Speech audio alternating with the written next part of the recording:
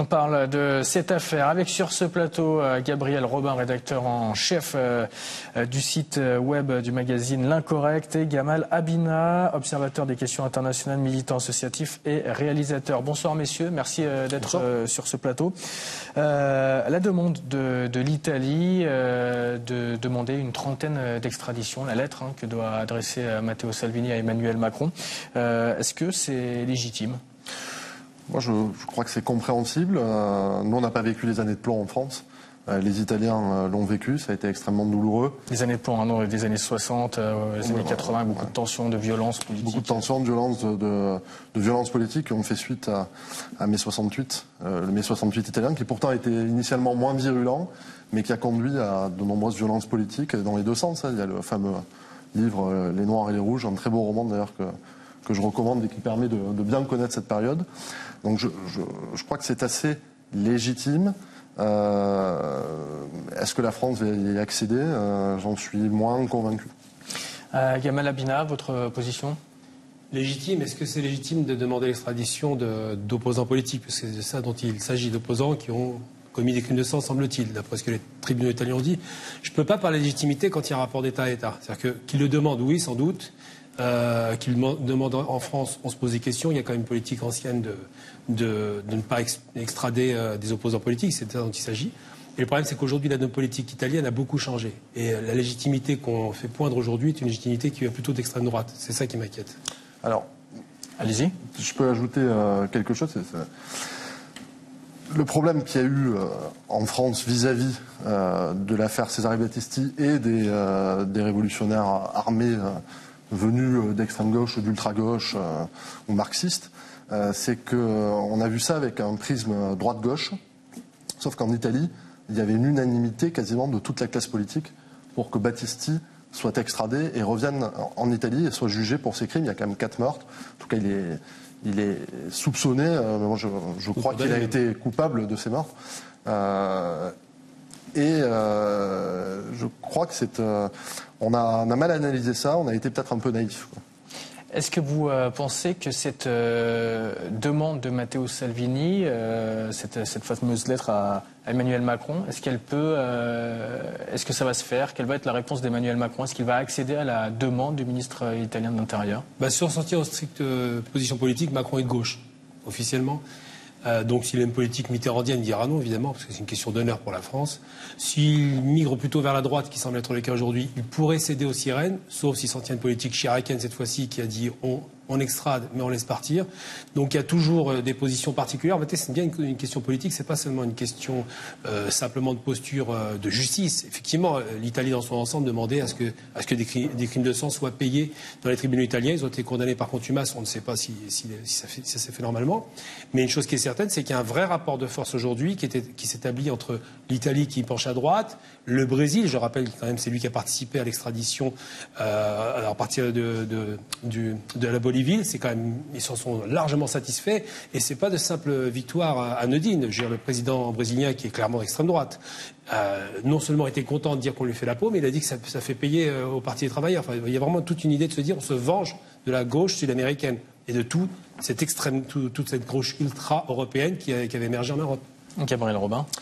En 2008, déjà, le Brésil souhaitait extrader et renvoyer Battisti chez lui. Uniquement les juges. Les juges, certes. Puis après, il a été sauvé par Lula, avec l'approbation notamment de Bernard-Henri Lévy, qui avait publié une tribune de soutien au président Lula. L'ancien président du Brésil, Luiz Inácio. Tout à fait. Il est en prison aujourd'hui, d'ailleurs. Tout à fait. Donc ça fait quand même assez longtemps que Battisti est dans le collimateur. En plus, Battisti, c'était quelqu'un qui avait utilisé en partie quand même sa notoriété pour accéder à une nouvelle forme de notoriété et pour refaire sa vie, alors que les autres étaient beaucoup plus discrets. Donc Battisti, c'est vrai, est assez exemplaire et assez symbolique, d'errement peut-être d'une forme de sympathie qu'il y a eu notamment en France ou en Amérique du Sud pour une extrême gauche qu'on imagine parfois romantique, mais qui a quand même beaucoup de sang sur les mains. Ah, ça, c'est pas.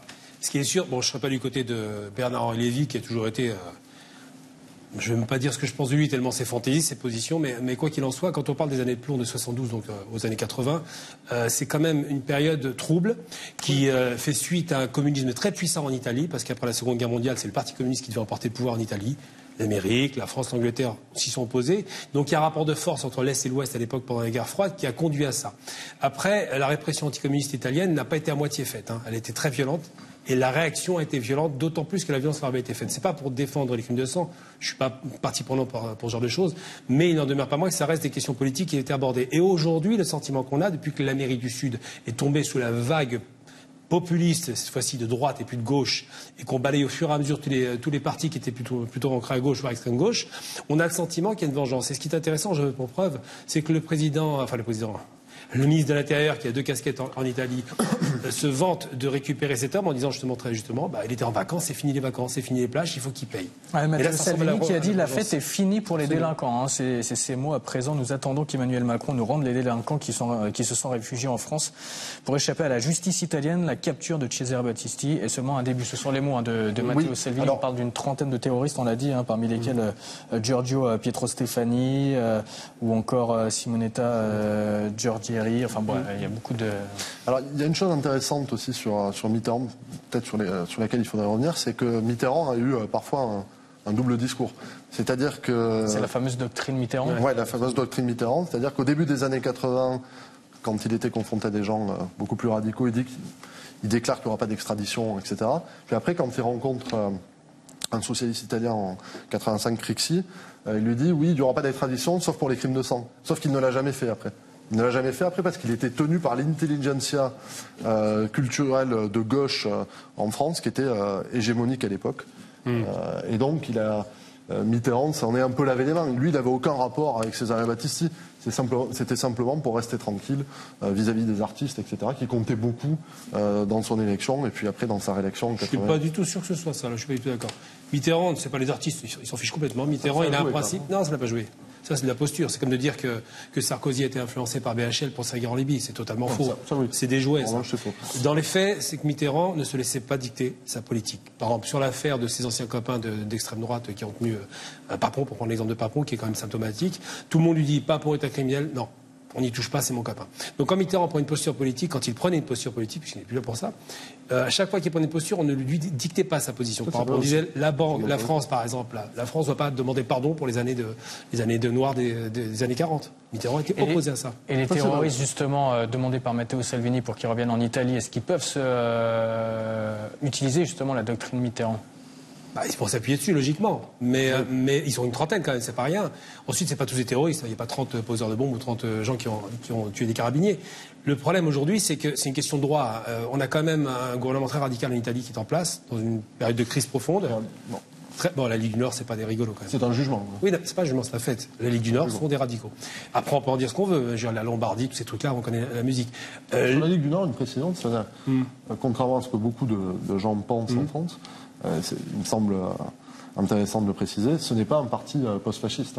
Pas du tout. Pas du tout. C'est plutôt un parti qui vient du centre-gauche, d'ailleurs, un parti régionaliste au départ, et qui après a évolué vers la droite et vers une posture anti-immigration. Centre-gauche, les nazis étaient du centre-gauche, ils étaient nationaux-socialistes, pour autant ça restait extrémisme. Je vous laisse seul juge de... Messieurs, c'est d'ailleurs la Ligue, et non plus la Ligue du Nord qui a changé de nom. Simplement, pour terminer ce débat, on parle de la Ligue, on parle de la France. Quelle relation entre Paris et Rome suite à cette affaire d'extradition pour les semaines à venir? Les relations étaient déjà très difficiles pour X raisons, mais les tensions entre Emmanuel Macron et Matteo Salvini et même Luigi Di Maio sont énormes. Pendant la crise des Gilets jaunes, l'Italie a pris position pour les Gilets jaunes, ce qui est quand même assez inédit. Quelques mois auparavant, Emmanuel Macron et son gouvernement avaient parlé de lèpre populiste à propos de l'Italie. Donc il y a énormément de tensions et ça c'est un micro-épisode dans des relations de plus en plus difficiles. Cette lettre va-t-elle exacerber donc du coup les tensions entre Paris et Rome? Oui, probablement, parce que Abina Emmanuel Macron est en difficulté à l'intérieur. Les Italiens s'abonnent un peu à la planche et ils ont beau jeu de le faire. Les extrémistes sont tous en train de s'exprimer contre Macron. Donc il est logique qu'il y ait une surenchère verbale.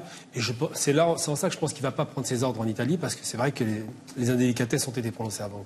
Merci beaucoup, messieurs, d'avoir répondu à nos questions sur Arte France. Je rappelle que Gabriel Robin, vous êtes rédacteur en chef web du magazine L'Incorrect, et Gamal Abina, vous êtes observateur des questions internationales, militant associatif et réalisateur.